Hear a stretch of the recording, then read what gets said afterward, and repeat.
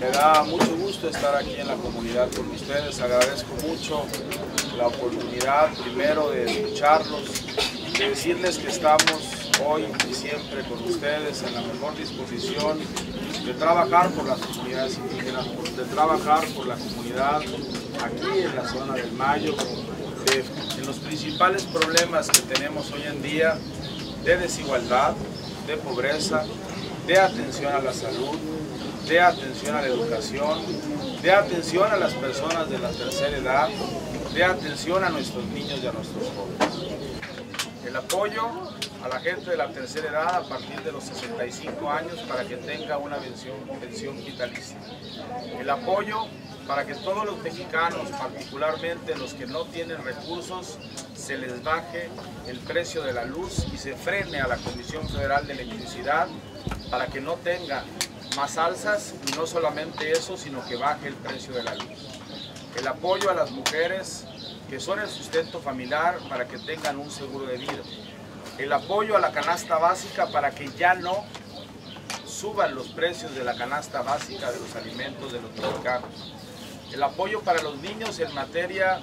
de mochila y de útiles escolares seguros y gratuitos. El apoyo para computadoras a partir de quinto y sexto año de primaria para nuestros niños, y el apoyo para becas para jóvenes en educación media y en educación media superior.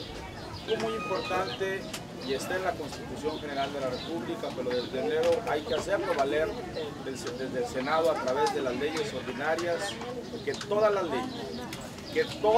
leyes de México incluyan a las comunidades indígenas en todas las materias y reconozcan en muchos casos la desigualdad y particularmente la atención a las zonas marginales. Tuve el grato honor de ser alcalde de Hermosillo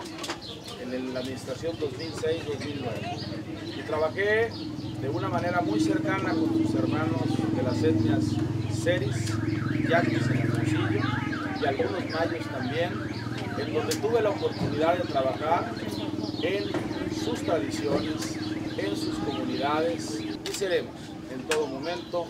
sus representantes permanentes en el Senado de la República de Sonora y de las comunidades indígenas de Sonora, que representan el orgullo de los forenses y el orgullo de los mexicanos. Muchísimas gracias por